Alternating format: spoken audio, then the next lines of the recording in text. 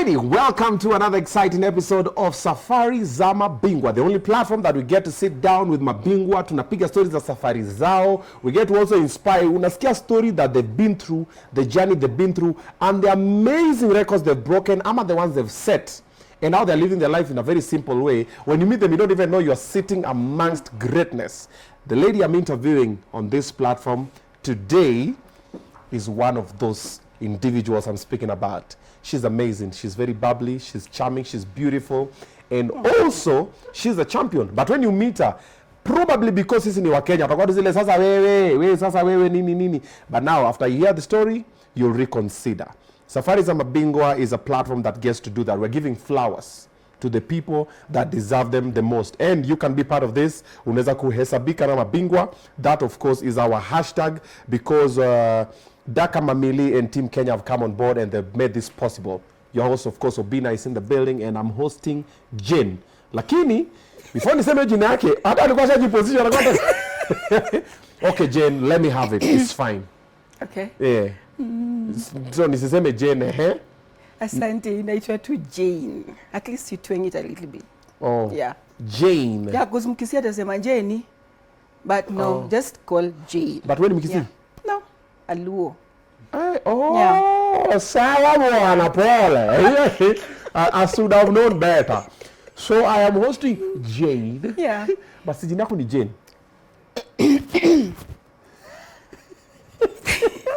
Yeah, it's Jane. It's Jane Denga in ID. But now when we are tukikatu hivi, at least try to twang my name a little bit. So it's Jane, but she identifies as Jane. Yeah. Akiwa Jaluo atatueleza. Jane, nango. How are you? I'm good. Hey, welcome. Yeah. Hey, I see. Hey, you're very bubbly. And I love it. I love it. Yeah, that's me. Naturally, that's me. Not and that that's the way it's supposed me. to be. Yeah. That's the way it's supposed to be. Yeah. Hey, I'm seeing something on your fingers. What's going on? What? I'm seeing a rock. Yo, listen, this is a money break. Yeah, nimejua episode ndo imeanza, kipindi ndo imeanza, lakini kabla haijasonga sana, nataka nikuhook up. Nataka nikwambie venye tutatengeneza pesa before hii kipindi ishe. Let me introduce you to something called Daka Mamili. Do you know that by the end of this show, unaweza kuwa tayari wewe ni millionaire? Do you know that there's a game that ukicheza, every hour you stand a chance of becoming a millionaire? Every hour. So tukiwachi kipindi kutoka mwanzo hadi mwisho ushapata milioni zako polite. Do you know that every 20 minutes kuna draw that inafanywa kwa Daka Mamili na unaweza kuwa umeshtukia umepata mapesa zako hivyo? And do you know that unacheza with amount of money from 20 bob? Hata usijistesa ati unajua sina 20. Kuna ule boss mwingine ako na 2000, between 20 bob na 2000 unaweza kuwa umejitengeneza milioni zako. What am I talking about? Daka Mamili. Unachukua simu yako, unaingia kwa paybill 440. Account name unatumia Obinna. Alafu automatically the system inakutumia namba zako. Every hour kama umewin, after every 20 minutes wakifanya draw na umewin, pesa yako inatumwa tu kwa simu direct. Hata huwezi kupigia ati nimeshinda, inachangamka nayo. So changamka teke, cheza Daka Mamili. By the end of this interview unaweza kuwa umeangukia. Yeah, Hebu kidogo nijione hii pia mimi kidogo naweza kuwa nini, songeza tu mkono hapa nichungulie. Naweza pata nimeenda wewe. Jona, wale wanapima na meno. Hii original.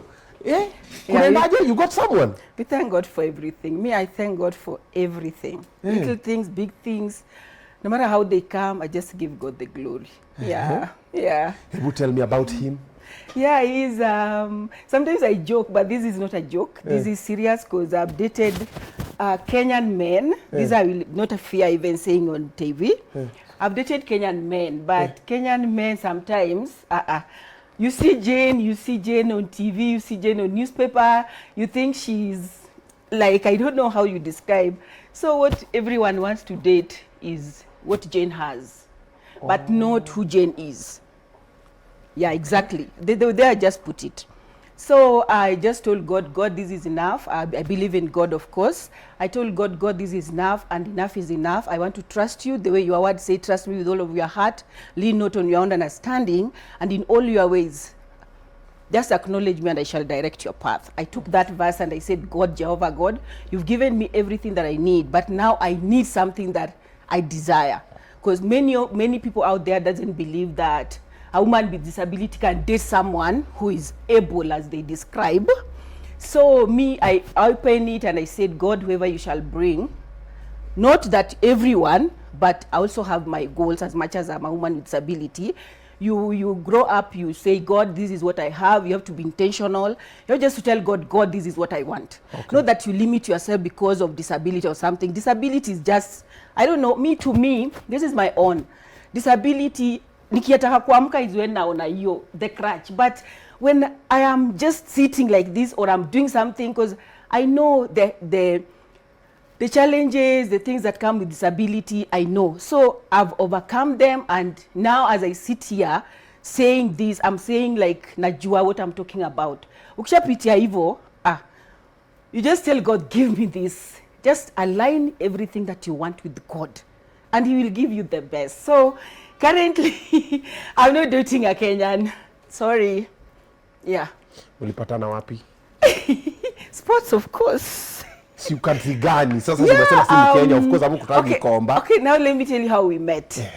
We had this tournament tour from Nigeria. We play Nigeria. Then we will like from Nigeria, you don't come home, you just go straight to Ghana. Okay. So in the middle of those 2-3 days or 4 days we have free, me when I travel, like I want to, okay, my sporting is different, I will say that. Me to sports, I came with a purpose. Okay. Like God, I will tell you how I came to wheelchair tennis in a few. Get that, yeah. So I told God, God, the sport that you'll give me as my primary sport, it will have to be a sport to simply glorify your holy name. Okay. It's a sport that I will be there and I need your glory to be seen. Not that it's for my benefit or your money comes and go, but this specifically is for your name, to carry your word out there. So when I went, there's 3 days that I normally have in sports. When I go there, I have to make sure that if I have 3 days of training, which I know sometimes we'll doubt how do you do it, but by the grace of God, I normally do that. Okay. I have to set aside some days for fasting and praying. Whether it's dry fast, like 3 days without eating something, or ni saliva peke yake. And I did that purposely, and then I got this. So, because in that situation, I was going through something that I just told God, God, you have to do it. You have to prove yourself. Okay. Yeah. And that's how it came. Haujanijibu bado. Gani basi? Mulipatana wapi? Tulipatana Ghana. So ni Ghanaian. Yeah, Ghanaian. Oga.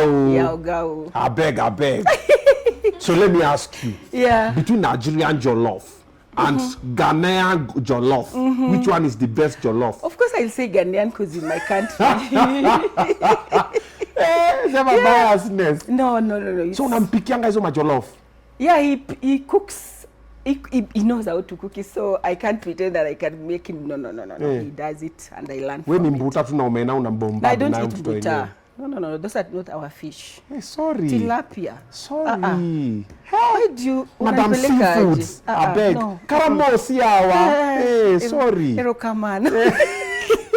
I didn't meet to a fire. All right. So now that is off the knee, but congratulations. Thank you so much. Umesema, when did he propose? On my birthday, 25th. Okay, I'm saying this so that you can bring present next year. Okay. 25th November. That's my birthday. Okay. Yeah. Alingoja kwa birthday yako?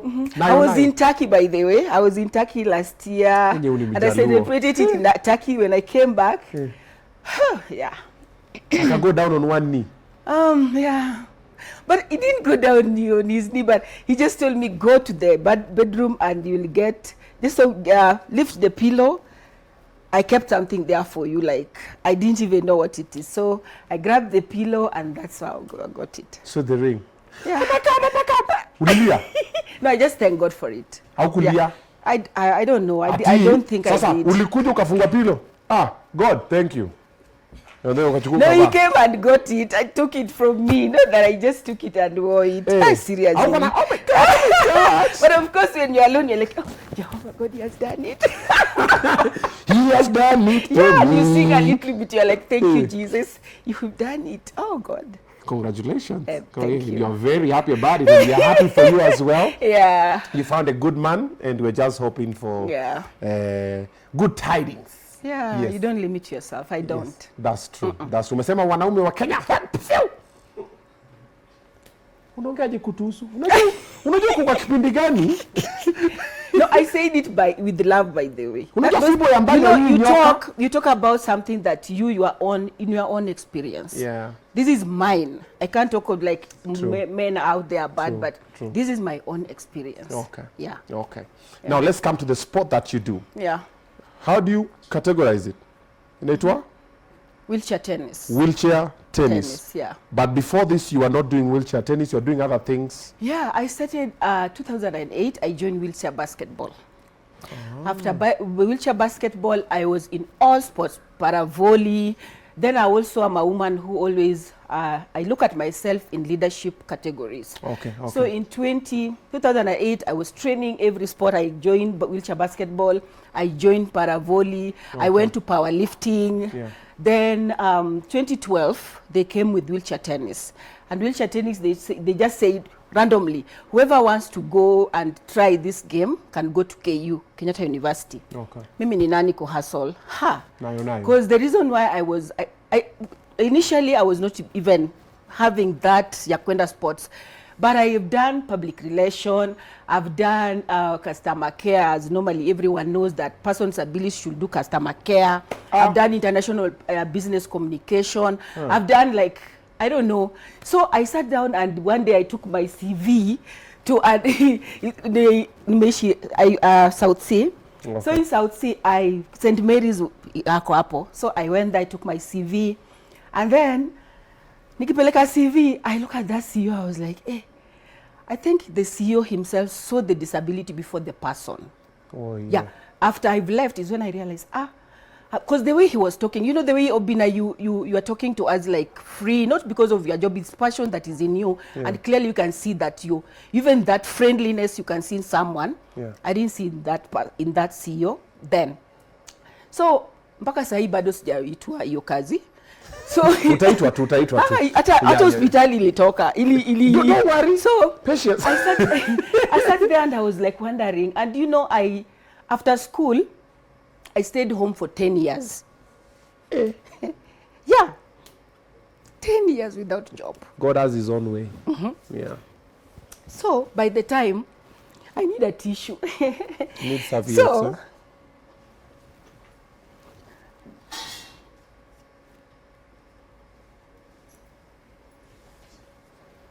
that's why sijazoea makeup. Because nyinyi mnataka nikae na makeup. It's okay. Yeah. It's okay. It's a safe space. Yeah. Safe space. Yeah. So, I stayed home for 10 years without work. I think these are just years to remind me where I've come from. Yeah. So, 10 years, I was not like, my family is not that they are not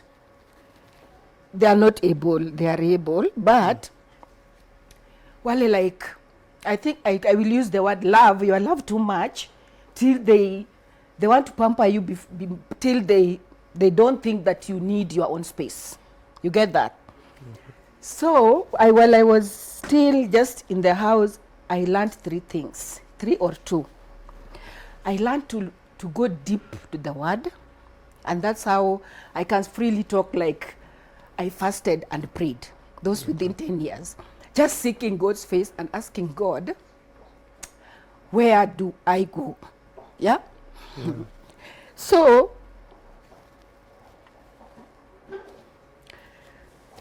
am I crying? It's okay.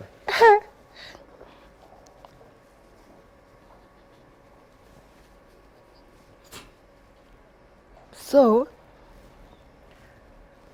I don't mind about the makeup. So, yeah.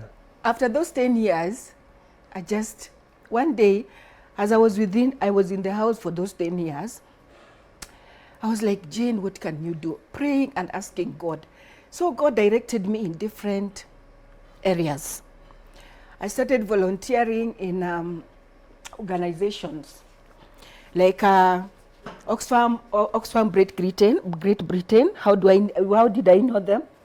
I have a dear friend of mine called, his organization in Kibera. It's called Jane Anyango. So she could call me and say, Jane, I need you to come here. And then we started doing these programs for violence against women. And to cut the story short, I didn't know that God was aligning my life with organization, working within organization. So I volunteered, and as I volunteered, I even cooked mandazis in church to sell. So doing that, I was like, to get fair for training.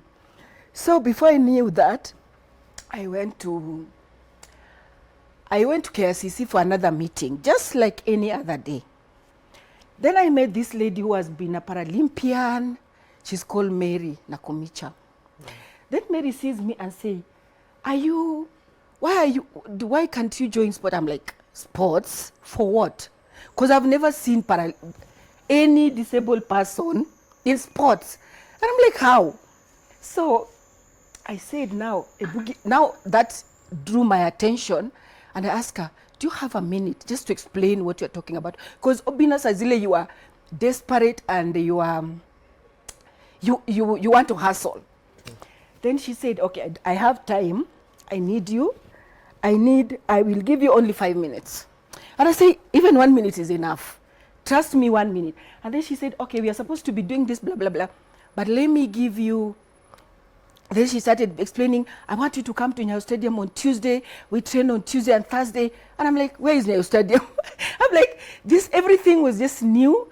And Obinna, to cut the story short, I said, God, if this is you, I just want to thank you, number one, for meeting this lady, and number two, for aligning my path so that as much as I don't know anything about sports, because in school, I was the prefect to watch people's bags. People are going for PE. And when they want to be safe, their bags to be safe, you are the one who will pick as they go for PE. They think you can't do sports. So in this scenario, I was like, I can do sports. That's something that I always desire even to do. Then on Tuesday coming, the week she said I should go. I woke up early. Like, you have an appointment with the president. Have you seen? And I'm like, okay. I went. I saw persons with disabilities, very smart Obinna, and they're serious on the court. I was like, what am I doing at home? Or a dribble to my balls. Yeah. Backy people, you see them. I'm like, okay. Thank you, Lord. From that moment, that Tuesday, I went to Nyayo Stadium. Changed. I never stopped. Yeah. I made sure that I go there every day. Every day, I pangan myself. Like Tuesday, I have to be Nyayo. Then kuna sitting volleyball Wednesday and Friday. I have to go to powerlifting, or I don't know. My week came like imeja with sports, whether I'm earning anything or I'm not. The passion. I started just saying, no, you have something to do, Obinna. Purpose. Something, purpose. Something that I can do. Something that can get me out, because it reaches a point where I was asking God, can you just give me something to help me get out of the house? Okay. Something to, like, you are like, I'm Melissa Shule now. Why am I always in the house like this and people are out there? Yeah. So I started going for trainings. Little did I know that prayers, anytime you ask God for something, just the way he said, ask and I will answer. Ask me anything in my name, and I shall grant it unto you. I don't know if I have put it correctly, because if my word abides in you, and you abide in me, you will ask me anything in my name, and I shall give it to you. Amen. And I saw that reality coming to pass, and then I started moving on. Okay. Like now, I started drifting. I'm training this sports, but I'm like, God, here I'm not sikondani sana. Like, God, I'm in this basketball, but sikondani sana. I'm not feeling it. I went to sitting volleyball, and now the leadership part of me came to light. I was 2012, from 2008 mpaka 2012, nothing happened. Like going out, nini, national team, niko tu hapo. So 2012, opportunity opened, and I went to Rwanda. I took the team, Agito Foundation, the Paralympic, where IPC, they normally sponsor like Kenya National Paralympic for youngsters, recruiting for training. We went to Rwanda, and sadly, I'm telling you, I went to Rwanda, and when I went to Rwanda, they stole everything that I had. My first trip. Rwanda. Hebu ngoja kidogo niongee na Marwandis hapa. Aki.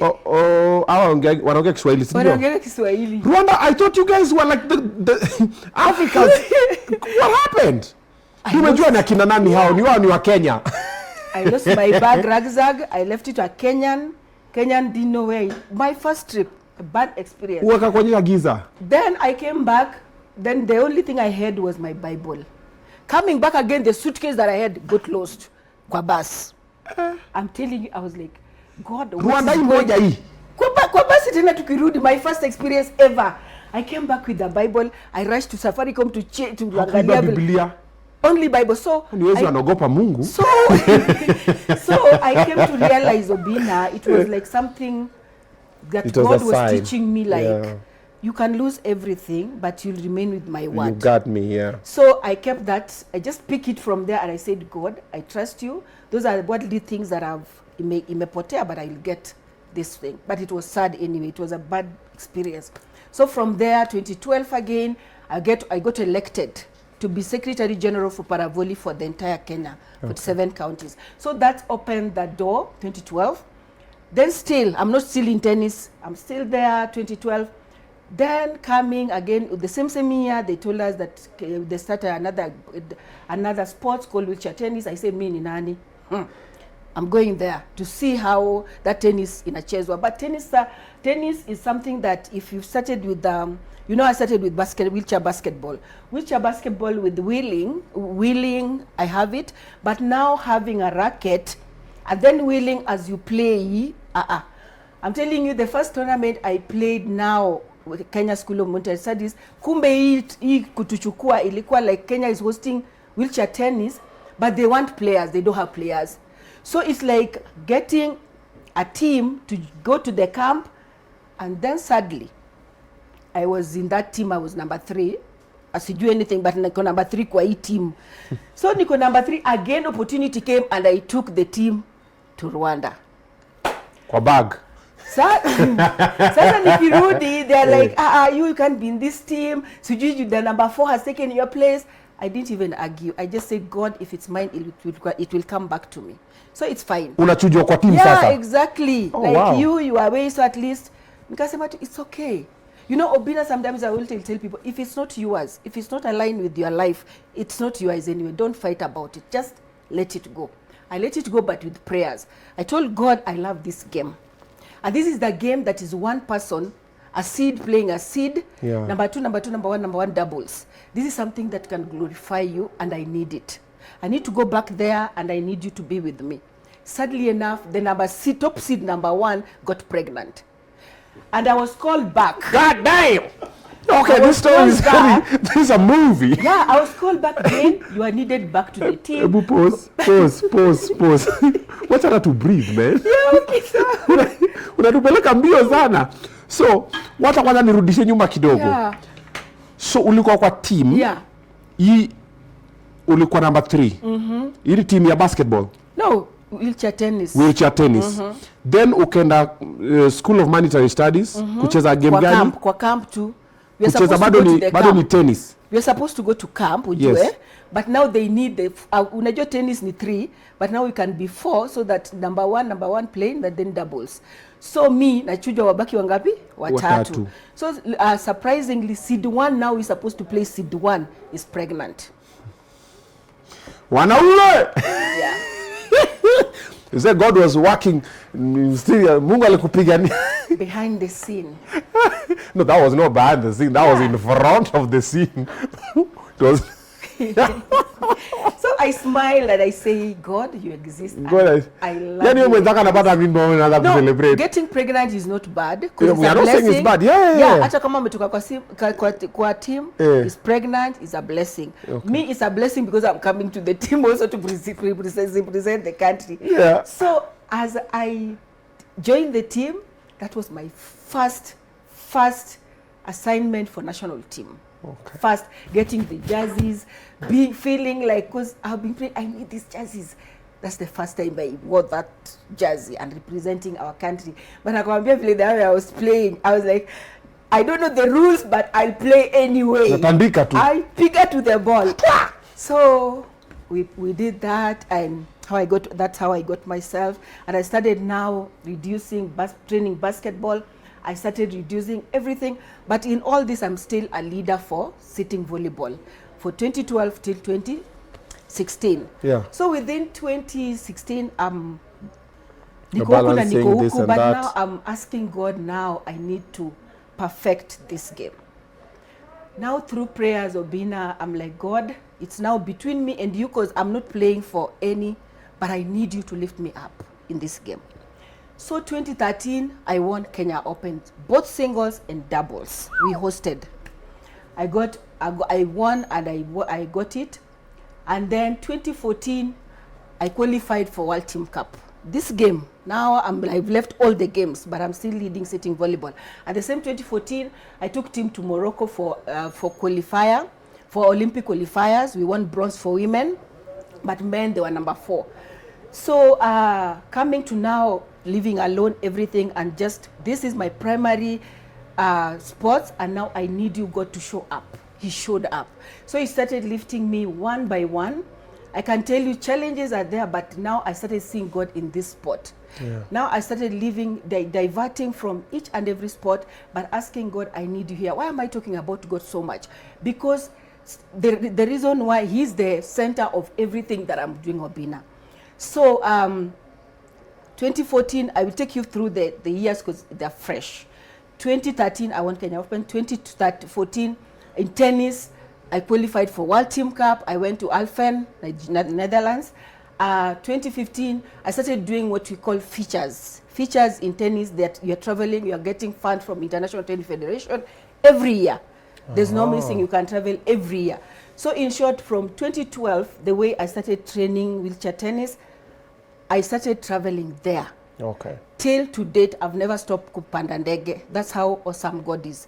Like, God lifted me in a way that I can testify that He is God. Yeah. So two consecutive years, we qualify again for World Cup.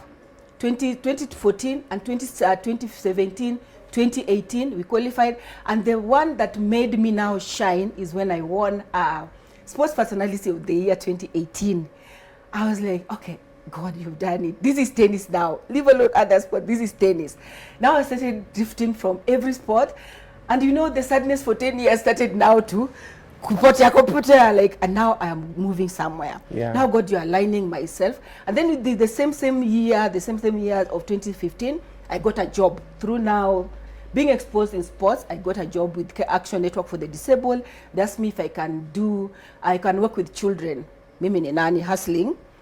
Nimekubali. So I started with a salary of 17,000. I didn't mind. Because from that money, I can give tithe. And you know, God says, give all tithe into the storehouse. Test me on this and see if I will not open the windows of heaven for you. Yeah. Eh? I'll fight your divorce. Nations shall call you blessed. Hallelujah. So I took that verse and said, I want to be called blessed. Why not God? And you are the center of everything. So every time I get money, whether 1 million or 100, it has to be tithe there for God. So I work for 7 years. I work, but I'm in sport, work and in sports. So working and in sport, I got a job again. Within when I'm in sports, yeah. I think that is God's favor, divine favor. I got a job again as someone just asked me, I'm shifting from this as a director. I want you to be the director for this organization, Disability Empowerment Society of Kenya. I got that job as a CEO, and I'm like, that's the CEO that was doing interview for me and didn't even call me back. But now I'm sitting in the same seat as a CEO, and I'm also in sports. So I was like, humility is very, very important. True. So you remain humble, and I remain humble. And 2020, I'm still in sports, juggling between those. And then last year now, let me take you to the last year. Last year now made it all like, I started an organization. Now I resigned from the other one. I said, if I have all this, I have everything that I run an organization. why can't I, instead of working for someone, why can't I just start another one, mine? So even if you go to my LinkedIn, you will find my profile there. I started Disabled Inclusion Node Association, do dinner in short, where we empower young young children with disability, with or without disability, because I'm also generalizing sustainable disability, the sustainable SDG goals 2030. So I'm trying to bring it together where I also bring back to the community, where I fund them. I pay their school fees from primary, secondary school to where they want to reach. Wacha tu hapo kwanza. So I do that, and then I make sure that parents with children with disabilities are being mentored. Because when you mentor them, is when they will understand why, and then we get the children with disability, or like people like Stacy, where they can share their story and give the other women with children with disabilities some light that they don't need to hide these children in the house. They need to bring them out and share their stories, and even listen to other people's story that, like us, what we've gained, because kama tungewekwa kwa nyumba, tungekuwa sahi hapa nje hapana. So those are small things that I'm bringing back to the society, but I'm bringing them because of the light that sports has given me. And after starting that, I said now, I wrote my CV, another ministry, another officer, I thank God for the government, another officer asked me, Jane, I need you to write your profile and send it to us, because it seems that you've earned a lot and we don't know what you're doing. Those are the things that are included. It's also good, I can encourage someone, the little things that you're doing, always put them into a profile, they can sell you one day. So last year when Shuja came, my name was there. I was awarded the Shuja 2023. Before I knew it, the organization I've just started last year won the impactful CBO 2023 of the year 2023.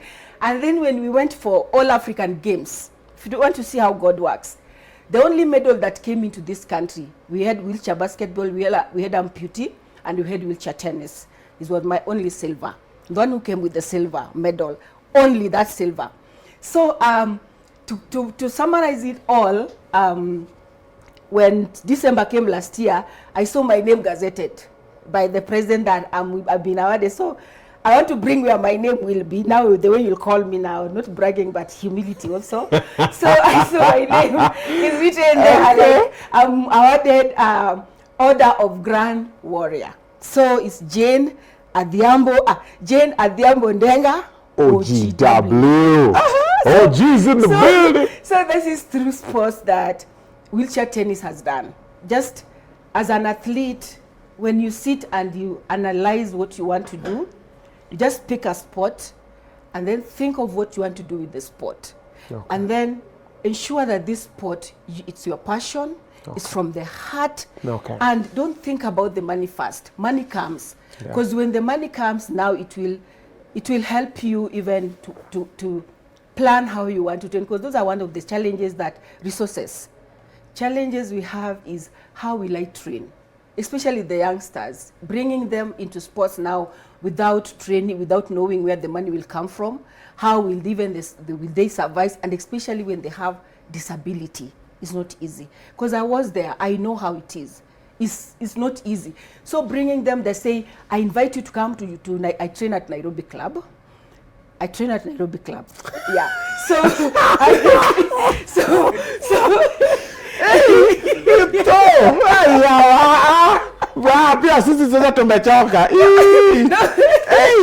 That's the only club that has tennis courts. Jane. Yeah. It's okay. It's OGW. She's talking. We listen. It's okay. Nairobi Club training. That's the only within, apart from the nearest. Let me say within the nearest here, the Nairobi Club, because hatuna courts zingine. So that's the only place that we have the courts that are clay. And tennis, you need to have different clay tennis surfaces. You have grass, like right now people are going to Wimbledon, if you know Wimbledon. The tournament that is coming is Wimbledon. And then clay was in Ronald Garros, if you know. And then Australia is hard court. Sinazijua zote. Australia tumejua. Umejua. And Yo Ronaldo ya tujui. Yes, US Open. So we have different surfaces, and one of them is clay that you have at Nairobi Club. Okay. Yeah. Where? See, you can talk. I did that as a job, as a course. So yeah. Yeah, but your life is a testimony. Yeah. And you've dropped God's name like a million times in this conversation, and I'm so happy about it because now it shows the impact that he has done in your life. And also people have seen the consistency, because since you started, you just said, since I figured it, that time when you went to Nyayo, when you met the ladies, you were like, now, I will never stop. And since then, it has always been. And then another thing that most people never know, when you show gratitude, a lot is normally added. Yeah. Like, we've spoken for a while, you are yet to complain. Yeah, and then this happened, and then. So normally when you show gratitude, there's a way God is always just like, this person is more. You see, the hand that gives is the hand that receives. So all the time we go to complain. However, we have to bring complaints a little bit. The challenges you've gone through as a Paralympian in Kenya. And to name a few of them, that Zilon, I think maybe if people knew better, we could have done better as a country. First, I start with families, because I know people will watch challenges that persons with disabilities normally face as from family setup. If only families can, I don't know, kama wanaweza jua tu vile watoto walemavu wako also na talent. Hata watoto, education, sio kila mtu aliwekwa wasome. Wasomi ati nini, mtu kila mtu asome. Hawa watoto walemavu, ukigundua tu at their tender age, utaona tu watoto unawatoa tu hivi, then start nurturing them. Angalia ni which nini areas wako poa ndani, then start nurturing, and then stop hizi vitu za una discourage. Au mtoto hata kama aski, tuseme cerebral palsy, mentally handicapped, and then leave alone us as a me, I don't see myself, but there are some severe disabilities whereby they tend to say hii ni disability yenye haifai kuonekana huko nje. Those children, they understand everything you say. So the terms we use, like disability etiquettes, has to be at a higher notch. Like the way you handle these students, the way you describe them, the way you talk to them, the way even you call terms you use when pengine kuna watoto watano, and then hao watoto mtu mmoja yuko hapo yenye ako disabled. Mwingine aliita kiwete. I'm like, sasa hii ndio naona kumbe ningemsue, but ile then nilikuwa na get hurt, ina come depression, you get headaches, but sasa hii jaribu hiyo. So family setup first, those are the challenges that sometimes they bring you down. They don't see the potential in you, they bring you down. And then you also feel like, kama familia yangu wameweza sema I can't do this, who am I? Unakaa hapo una relax, and that's when you find tunakaa tu, unaweza mwambia mlemavu kuja kwa sports, watakuuliza kwanza, they shy off, wanakuambia siwezi, because the first wanajua family hatuwezi pata hii, hatuwezi fanya hii. Then secondly, as you train as an athlete, vile tuna trainingi, nakwambia Obinna sio easy. Ukiona pale tumefika ni struggle. Sometimes you train, I train from 8-9 at Nairobi Club. With the only thing you'll drink is water. You take, because you make sure you got a water bottle that you'll fill, because hata kama utakuwa na banana, you have to share that banana with other people, because as you share with others, sharing is caring. We share, and we train like 4 people, 5 people. Hakuna mtu atatoka hapa naenda lunch na mtu atoka 6, especially saa zile inaenda tournaments. Kuna hiyo training yenye intense, but hakuna lunch. Hakuna lunch, na utaona ni serious stuff. Alafu kama mwingine, sio kila mtu akona pesa na kila mtu amekuja kutrain kwa akona do. Unaweza kuwa nao, lakini sasa you have to share that what you have. So that's another challenge. Na hiyo ndio inafanya watu wasikuje kwa sports sana, do hakuna. Number 3 is equipments. Unaona kama wheelchair tennis, we need to have advanced wheelchairs. I started with motivation, and many of us wakijoin motivation, but ukienda kwa competition is a different thing. Hiyo kila mtu, unajua kila mtu anaikuwa na disability yake. Kila mtu anaingia, uko na disability yako, but wheelchairs zinatengezwa according to your disability. Kama hii yangu amekuona na wanaona hii wheelchair iko supposed kukuwa Mercedes, I'm telling you the truth. Google wheelchair tennis and see how they make their being made. Mercedes Benz, Prado, everyone. They have wheelchairs. Pause. Umelipoteza kidogo. Unasema wheelchair ukasema Mercedes. Ini ujaluo ama ni kitu real? Real. Ngoja. Google wheelchair tennis and Google Odette from France, just wheelchair tennis, and tell me, just go Paralympic wheelchair tennis. Wacha tuniangalie saa hizi juu mimi umenipoteza kidogo. So umesema ni Google?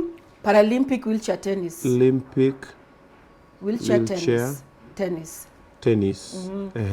Angalia any player that is playing there wheelchair when you're Brad Parks, Dede de Groot, Shiro Kuneda. Angalia that wheelchair world number 1. That's the world number 1 in chair tennis from Netherlands. De Groot. De Groot. Yeah, that's the world number 1 for us. Because me, I didn't tell you, by the way, I'm Africa number 6 and world number 79 and Kenya 1 as we speak. Oh, you know chair unasema here De Groot. Angalia hizo na kuna zingine. Kama hii? Sina kama hiyo. Wewe kuna ile normal. Niko na motivation and I got a donation from Australia. Now niko mjaluo kwa hiyo category kama ya hiyo. Saa hii. Okay. Okay. Oh, so you need such kind of there's no wheelchair like that for tennis here.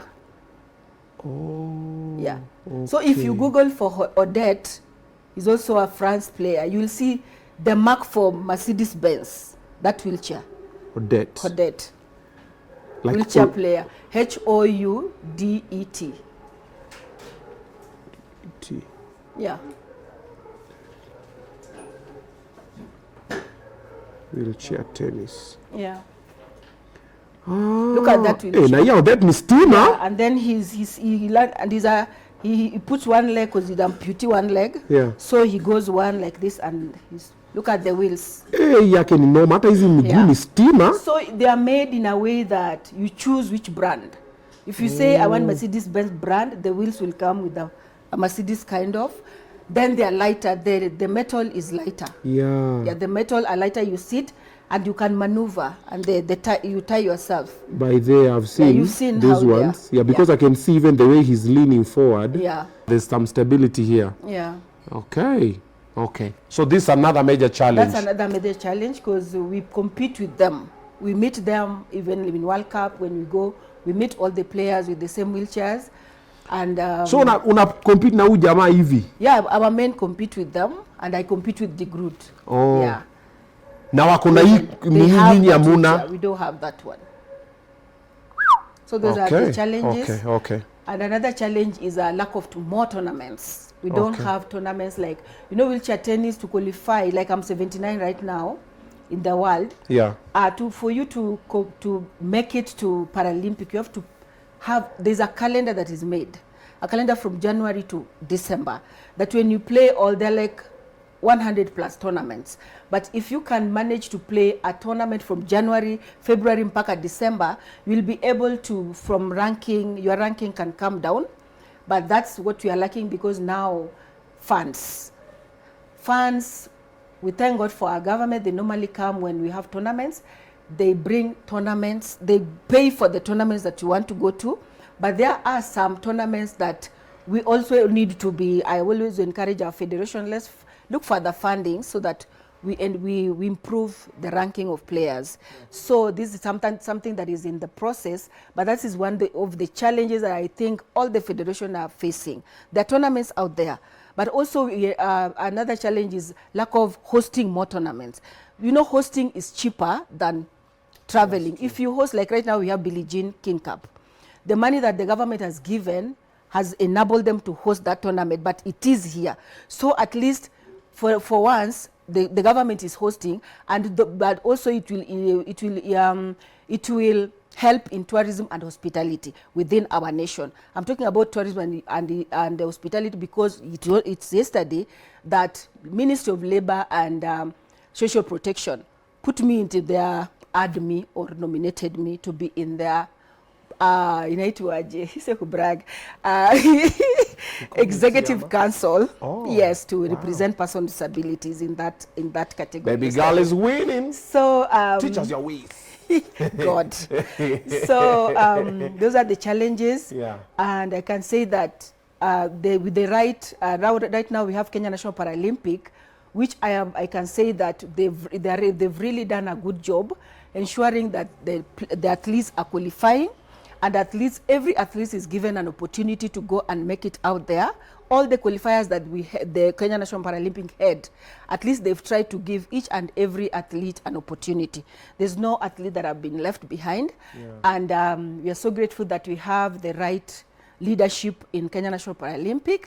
And now we are looking forward to going to Paris 2024 with a positive mind. That's what's up. Yeah.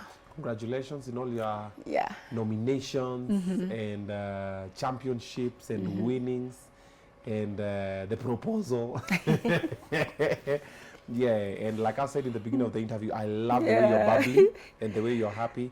It's positive energy. When you get in, you light up a room. Like all of these guys are now paying attention. I'm like, what happened when you interviewed the other guys? Now everybody knows. Come on, guys.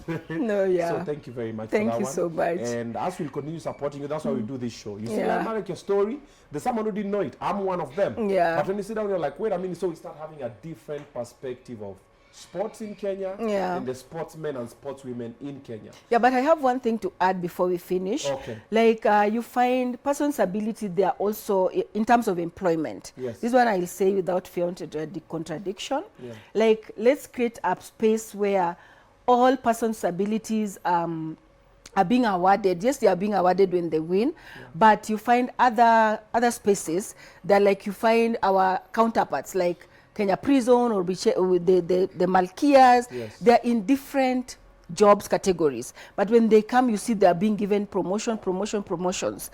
Now, persons' ability, we are also requesting if this can be applied. Like you see, let's mention, of course, Helen Wawira powerlifting, and there's some other heroes out there. When they come and bring gold or medals to the country, let corporates, let even the government insist or create that space where they're being created some jobs for them, not even for us. Let me use us. For us not to remain in the same space. What if you retire? What happens when you retire as a person with disabilities? Let's say disability sports will not be there forever. There's a time that you have to exit. But when you exit, where are you going to? Let's create a place where when they finish, when we are done with sports, what next? Is there any provision where an athlete actually retire? Is there where they're being awarded? How are they exiting? That's another question. How are they exiting? Let's create that space. Let's create that a place where they can be awarded, and even when they retire, there's a certain vile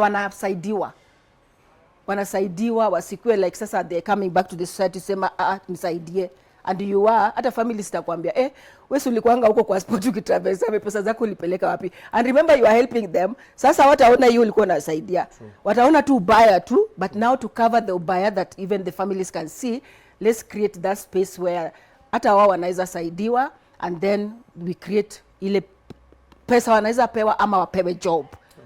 Wapewa job, wafanye, wakae hapo, wa retire, waambiwe bye, go relax home.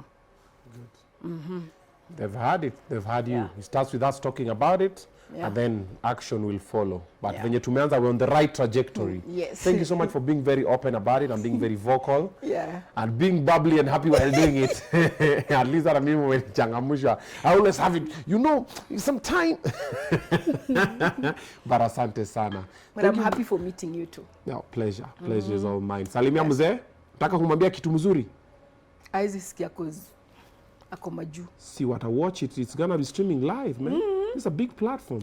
Thank you for being in my life. I thank God for you, for being the king of my life, and stay good and love God.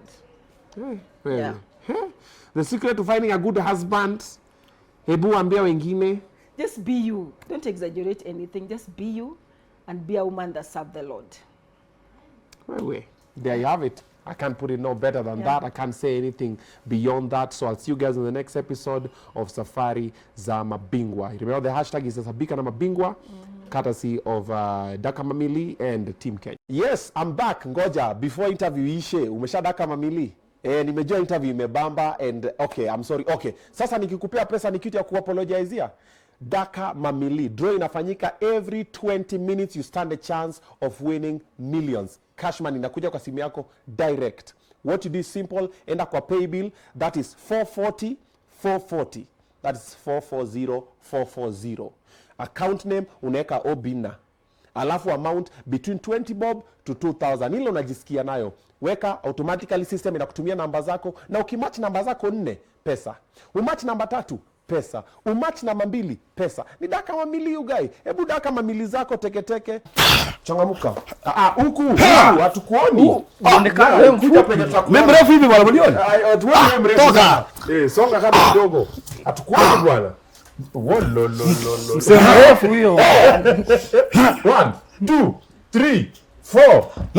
Okay. 1 2 3 4. Sawa, unachocha. Unachocha. We get the point. We get the point. We get the point. That's power. It's okay. Chunga. I thought you needed a parachute. Umechocha sana. So anachocha sana. Hebu pia sasa sijui mimi nafanyia tu hapa juu mimi mfupi kama yeye. Weka mguu juu. Si mguu iko kwa kiti. Itaanguka hii. Mguu iko kidogo hiyo. 3 4. Wacha tu join gym. Is join gym. That's called power. Gym iko sawa, gym. Iko sawa. Karibu usonge hivi kidogo. Songea huku. Si usongeje pilo. Alafu yeye bado anaendea. Hebu do again. Songa kidogo. Iko sawa. Unanimaliza. Okay, wewe unaweza kanyaga tu kiti. Is fine. Kiti gani takajaje wapi bwana? Ashaja. Basi ukanyage chini basi. Since now tunapimpa. Chini kwa bali kidogo mimi mrefu bwana. Guys, welcome to the show.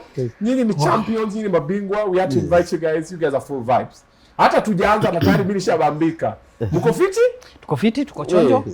Yeah. Mbona muongee kama powerlifter? Tuko fiti. Tuko fiti bana. Chuma bana. Tuko fiti. Wewe pia sitoe kifua nje. Bana. Kama tu flex. Ndio. Power bana. Check. Okay, hiyo ni bicep, ni try. Kuna Ama ni triceps. for Triceps na biceps. Then forearm. Combine. You combine them, you get the power. How do you combine them? You get the power to push. 3 in 1. Yes. Okay, all right. Wewe? Joyo? Kifua waone. Giza. Joyo. Wewe. Na bado. na tujengea gym. This is without gym. Hii ni ugali. Hapana, hii ni gym. Leo ungeingia gym sasa ingekuwa tena. Ingekuwa So in short nyamfanyangi leg day. Sasa hiyo ndio nini hiyo? Leg day ndio nini? Yuzi ala mjui. Na choma. Kuna leg day. Leg day gani? Tunafanyaga deadlift. Okay. It's fine. If you don't get it, forget about it. It's fine. Karibuni. Mko fiti? Ule aski joto ni ma jacket yake ni nini? Ndio amekwenda t-shirt one ma je. Hiyo kwa gym tunawajua sana nyinyi. Watahema wakiona kivua. Watahema. Anaficha white. Anaficha white. Anapenda chini ya maji. Wanacheza chini ya come on. Okay. It's fine. It's okay. Kwa majina kamili? Mimi naitwa Gabriel Magu. Gabu. Ama Gabu.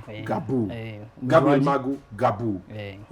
Niite Maringa Jeremiah aka Mariga Mrefu. Mariga Mrefu. Yes. It's fine. We call you what you want. Tutakuita mrefu. Yes. Jeremiah uko na jina la Bible. Kwani wazazi wako hawakukupenda? But Jeremiah was a good person in the Bible. I was just messing with you. Karibuni sana.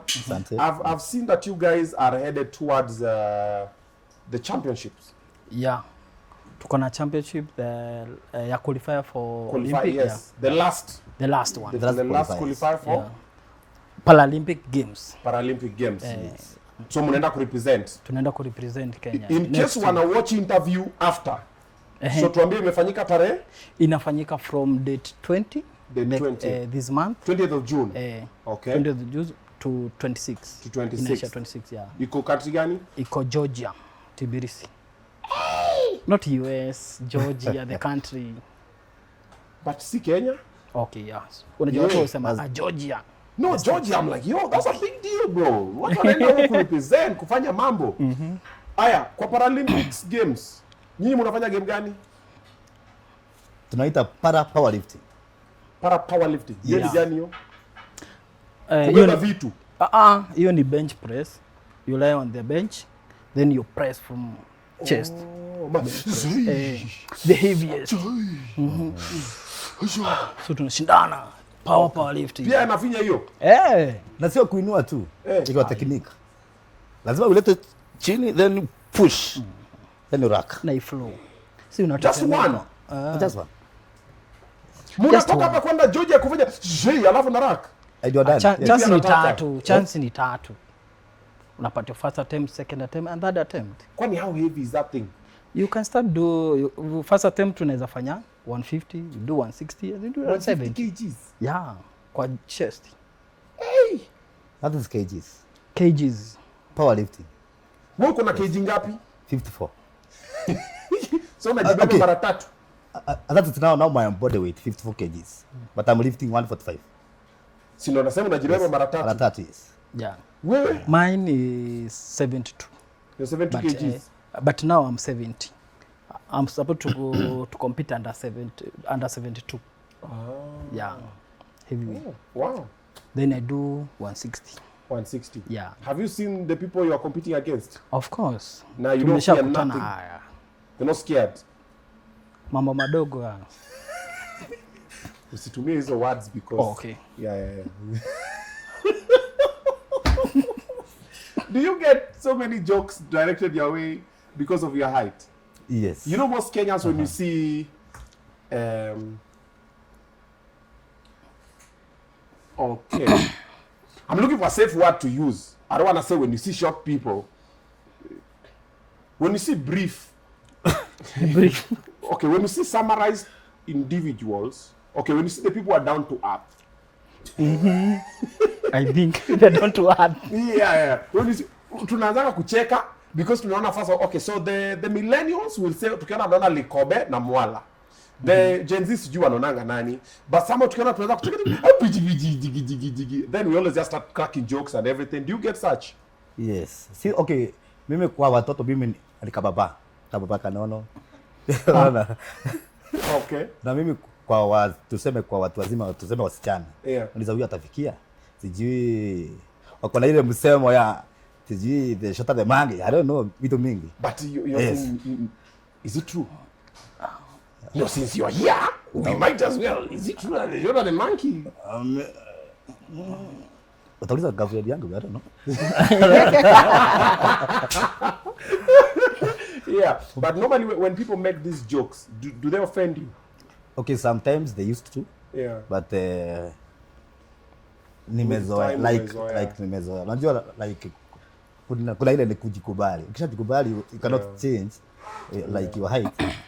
Yeah. You take it. Actually, nakumbuka nikiwa primary hapo, I think class 7. Yeah. Nilikuwa na mtoto hapo, alikuwa Mkikuyu hapo mtoto, alikuwa class 3. So Class 3 aliniona. uko class 7? Yes. So aliniona. Akanisimamisha. Like aliongea na Kikuyu, akasema sijui togro tukinyinyi ha, like miguu ikakuwa ndogo. Kamwili kakinyinyi ha, like mwili ndogo pia. Togo toshara tukinyinyi ha. Ukola pia ni ndogo. Na kiongo kinen, kijiji kichoko. Ndio mtoto nikacheka tu. Like kama lollipop. By the ange explain hiyo. Okay, yeah. But nowadays you're used to. Yes, Siku hizi iko sawa. actually sisi watu warefu tunakumbukaga sisi ni warefu mkituambia. Like mkituambia sana ndio tunakumbuka so we are unique. Tunakumbuka. So you identify as tall. Yes, of course. Okay. And do you find people still making jokes around you? As for me, I don't experience that mostly because mara mingi wagata sioni. Juu hata sometimes I do forget. Hata saa zingine kuna place nilikuwa ninafanya job. People mpaka walikuwa nasahau. Na juu I try to mingle with the people so much. So nasema hebu chukua hiyo ndoo, unaona. So because sijiweki that. Wewe ruka. Iwezi. Usukanyagia story. Ai. Ndio unakumbuka hii ni limit. Usukanyaga story. So vitu kama hizo. Okay. So what is a safe term because I've noticed there's normally a lot of situations when people refer to differently abled individuals. So what's the safe name? Utaitwa differently abled? Okay, what's the safe name? I think the safe word for me naweza sema people with determination, you see? Because you determine, you're co-determined. Now that's why People with determination. Yeah, people so with PWD still. People I with think. determination. Yeah, it's So the that's same what you're safe with. That's what you feel. Yeah, people with determination. People with Naka determination. strong sana. Naka strong sana. Yeah. Okay. Kuna watu wengi sana with determination. Ni wanauza njugu, nashona viatu. Mbona wewe uliamua ukajoin in this other space? Okay, ni kwa shule ya special school. Okay. Mostly tulikuwa tunafanya sports. Okay. So during that sports ndio nikaanza kudevelop kufanyaga sports sana. Nikakuwa so much into sport than ilikuwa education sana. Unaona. Then nikakuwa na rafiki mwingine venye tulipotoka form 4. Akani introduce to this powerlifting. Okay. Ambayo anaitwa Samson Kuto. Hata ufanya nowadays ufanya bado powerlifting. Yeah. So akani introduce, nikaanza kupenda hii game, nikaifanya from 2007 nilikuwa nikifanya this game. Nitoka immediate form 4 nikishaingia gym up to now. Okay. Yeah. So basically yours imekuwa hapo. Constantly pole. Yeah. So you finished high school? Ukaingia. Nikaingia. High school ilikuwa wapi? Nilikuwa nasomea Joytown iko Thika. Joytown Secondary School iko Thika. Okay. Yeah. All right. Mrefu. Yes. How did you end up in powerlifting? Because ungefanya comedy. Ungekuwa nakafunga. Kweli, but pia huku nje kuna mambo mengi sana naweza fanya. Nikavunge kama wale watu wengine wafupi kama nyinyi. But before niseme kwa nini nilijoin powerlifting? Hata nikwambie like si watu sijui lollipop, sijui watu bilikimo ama nini. Sisi ni watu wenye kimo kifupi ama kwa Kiingereza utasema short stature. Short stature. Yes, like we have a society by the name Short Stature Society of Kenya. Okay. Na hiyo actually ndio iliwezesha kujua kuna wengine kama Gabriel, kuna wengine watu wafupi kama wengine. Actually I knew I'm the only one mrefu until nilijoin campus nikapata kina Ruth Mweni our deputy president and kina Katuosis. I think you know Katuosis. Yes. He's our president. Okay. That's when I came to know these people na nikajua kuna powerlifting. Ndio actually mweli aliniambiaje apart from kufanya sijui gym upate 6 packs upate nini you can join kuna kitu kitaka para powerlifting. We are the likes of APLR unaweza enda kuwakilisha Kenya. Okay. And I think your time ilikuwa na inua 75 kgs. Okay. Your time. And the first trip when nilienda I went to Colombia whereby I lifted 105 kgs. Yes. And the current trip I'm at 145. Okay. Yes. Although before nikiwa mdogo there was this cousin of mine na alikuwa anabeba mitungi mbili inside. Na alikuwa na gym. So your time I used to go there kwa gym yake at least pia nipate muscles ya kuonyesha watu. Yes, mimi ni mrefu lakini kuna kitu. Yeah, kuna kitu. Kuna kitu. Yes. So this is just a disclaimer before mwende. I want to make 2 jokes. Okay? Giving you a warning. These are 2 jokes. The first one is starting. So umesema ulikuwa unakwenda gym utengeneze 6 pack. Yes. Wewe pia unakuwa na 6 pack kama ni 2. Okay. Moving on. Come to think of it. Come on, guys. Let's think about it. Okay. I would have 6 pack. 1, 2, 3. Is it 4? It's fine. It's fine, guys. It's fine. Okay. The second one is here. Umesema ulikuwa unainuanga 75 kgs. Yes. Ukafika Colombia ukainua 105 kgs. Pablo. Alipiga kiasi. The power of if you don't get it, forget about it. Umeipata lakini. Okay, now the jokes are done, guys. Now. Okay. So your cousin was anabeba mitungi, alikuwa na kajim. Yes. That was the thing that now motivated you to get into it. Yes. Then saizi sasa inalipa. Sure. Unaona ni kama ina make sense. Yes. Kwa hiyo squad yenu nani unaogopa sana? Nani unaona ni nare? Ule unasema huyu ni competition nyingine. Steamer. Nani Omanyala wenyu? Kwa kuinua. Tunaanza na yeye kwanza. Okay, ni hapa lakini unajua unaogopa Gabu? Okay, kidogo but in powerlifting you compete against yourself mostly and tuko na categories. Different categories according to your body weight. Like for me, I am under 54 kgs or up to 54 kgs. Yes. So I'm competing with people who are up to 54 kgs. Okay. For him, he's competing with people who are up to 72 kgs. All of that one. Yes. Oh wow. Okay. Wewe nani unaogopa? Kwa hiyo squad yenu kwanza. Kwa nchi mzima, kwa dunia mzima? No, squad yenu. Mwenye unaona kuna ile potential nyingine ni kwa kategori yangu sahi for now. Yeah. Sidhani kuna mtu anaogopa sahi. Kwa sasa hivi. Kwa sasa hivi. Na kategori anaogopa huyu msee. Anaogopa. Anakuogopa? Yeah. Mimi out of 54 nainua 145. Yeah, under 72 nainua 160. So hiyo difference kidogo. Hebu chunga. So for me I can lift times 3. When he grows up, when it's by the akigrow up. Hiyo ni kali. And also I noticed that you guys have a coach. What is the role of the coach? Kitu ya kwanza ni kuwapende hii game. Okay. Then ya pili ni waende competition na wa perform vizuri. Okay. Ya tatu ni kuwa motivate. Okay. Yeah. Okay. So wakinua hizo machuma wapi wanakuanga hapo? Yeah. The Paralympics team for Team Kenya. Yeah. What are those things that unaona inakuwa the main challenges that wana go through from the coach's perspective? Zile challenges zinakuaga sana ni nje tunaga challenge sana. Okay. Kwa sababu utapata gavana ofisi yetu wameshajipanga vizuri huko nje. Okay. But challenges ni saa zile tuna train. Utapata saa ingine mwingine ana job.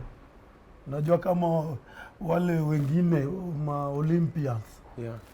Utapata wengine wanatoka KDF, wengine wanatoka polisi, wengine wanatoka prison. But sisi hizo nafasi za kazi hatupatagi hizo nafasi. Okay. So unapata saa zile mtu anaenda training ni anarudi kwa mfuko. Okay. Mpaka sasa saa zile kuwe kwa mkono ya gava. Okay.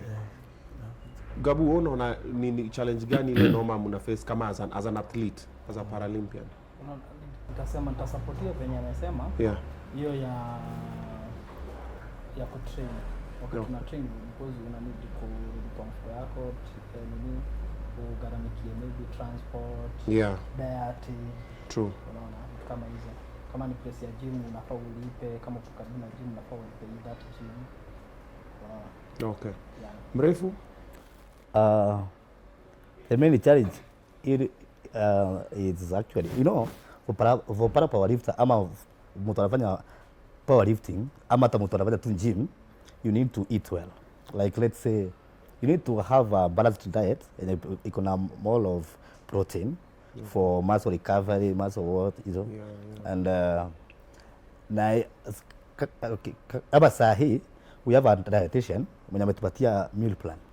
Na ukiangalia hiyo meal plan, it has a lot of chicken, a lot of beef, you see, and na chicken nayo kupata chicken pesa mingi, kupata ile beef pesa mingi, na utapata hujaajiriwa, so pesa kidogo hauna. Hivyo so kuna hiyo challenge. So kuku ukuli. So protein yako ni maharagwe.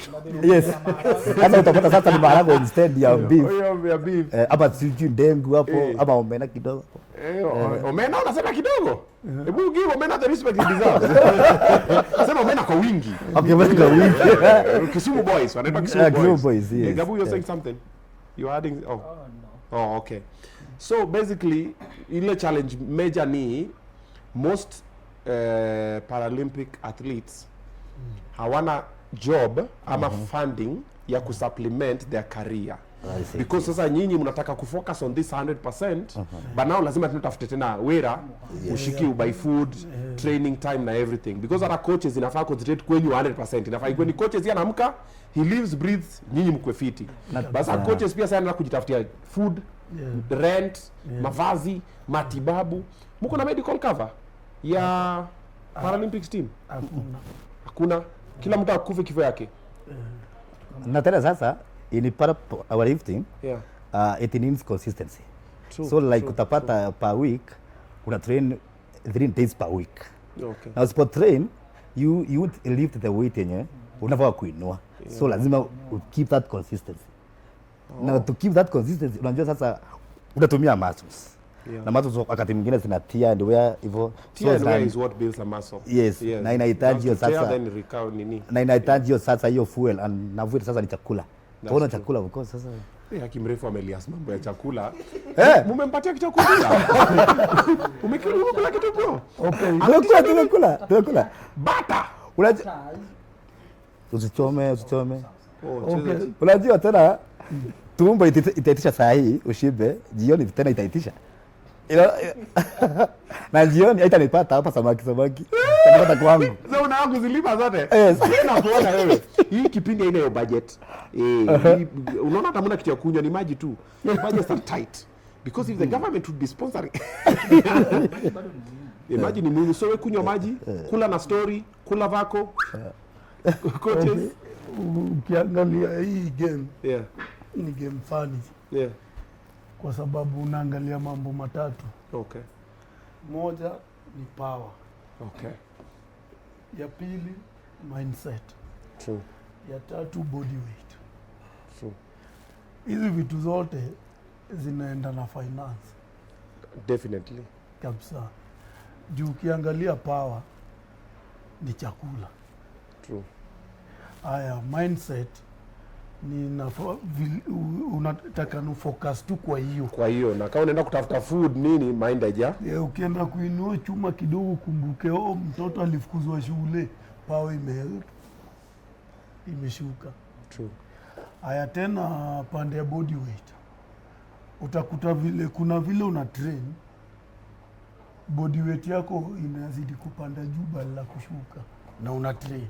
True. So hizo vitu tatu lazima pia uangalie. But ile kitu kwa hizo challenges tumesema at least body yetu ya Kenya National Paralympic walijaribu wakatafuta wafadhili tukapata full equipped gym. You guys have a gym? Iko wapi? Nyayo Stadium. Iko na everything. Iko na treadmill. Iko lakini Smith kila kitu. For real? Yeah. I need to pass by there. That's nice. Anybody can work out there matuni. Anyone. Okay. All right. So nafikiri that's nice. Hapo na hapo ni tick. Hapo ni tick. Yes. Equipment iko tick. So nini imebaki chakula tu. Na kabla hiyo gym ikuje, already walikuwa wamefight for a international bench plus weights. Zile si compete nazo nje. Hizo ndo zilikuja kwanza. So ile kitu tunabeba hapa ndio hiyo tunaenda kuipata huko. Okay. Kitambo unajua kidogo tulikuwa tunapata chuma. Ukiekewa 100 kg ya hizo chuma tulikuwa na train nazo utakuta si 100 ni kitu 95 ama 94 96. Ama ni measurements. Hizi zilikuwa LBs, hizi ni kgs. Okay. Ilikuwa kgs but chuma iko Olympic. Okay. So sahi tuko na hizo. Haiko sawa. So sahi shida ni nini apart from chakula? Ni hizo tu maybe challenges za transport nini. Peke tu. Okay. Mimi nataka niwashukuru kwa kukamu. I wish you guys well. Okay. And also the people who are watching, maybe there's somewhere or somehow they can get to support. How would you want Kenyans to support you through this journey? Mkienda hizi ma championship, mkienda hii nini? Tuanze na Mariga. Mtu asitaje kuku hapa. Okay. Mimi sitawaambia wanipatie kuku ama hiyo nyama. Because currently I think I'm well prepared mentally. Okay. And tu ningewasihi tu. Okay. Ni maombi kwao. And wakiniona tu kwa streets waniambie congratulations. Yeah. Go and qualify for the Paralympics. Yeah, okay. Yes. Gabu? Yeah, I think for me niko ready. Yeah. And I'm hoping maybe for the next season ya Olympic itakuwa better. Yeah. Should I say something what I do or what what they can? You wanna say? Sema. Speak, bro. Apart from powerlifting, I do graphic design. Waambie, Kama bro. freelance. Yeah. Yeah. In case you need graphic designer, I'm here. Nini kama yuko hapo nyuma yako unaunda vitu hizo? Naunda vitu kama hizi sasa. Yeah, professional. Oh, nice. Yeah. Give them your number, bro. They'll be watching this. Maybe unaona yuko kumunasema ndio utaipatia hapa. Unapata hapa, si ndio? Kuna majob kadhaa. Yeah, tell them your contacts. Yeah, my contact is 0712 53 64 65. Okay. Yeah. Wewe apart from cook, you do something on the side? Ama when powerlifting unakula gym unalala gym? Okay, let me say I'm a graduate of forensic science. And nice. Nimespecify na fingerprint science. DCI. Okay, you have a job? If someone is looking for? I'm working with the government. So. Kumbe serikali iko ndani ya nyumba. Bro, okay, I've said a couple of things on the show. I did not mean them. You know that I'm a comedian, sindio? Nisitoke hapa nisikie, Obinna is being summoned. We're good, sindio? Na unjue fingerprint science and your fingerprint the problem mwingine ako nayo, so usinikose. Okay. I'm sorry, sir. Okay. Thank you so much for coming through. Yes, yes. Thank you so much for watching this edition of Safari za Mabingwa. Safari za Mabingwa. Si useme na confidence. Safari za Mabingwa with Obinna. Yeah, Safari za Mabingwa. Thank you so much, and also of course Team Kenya, Heko.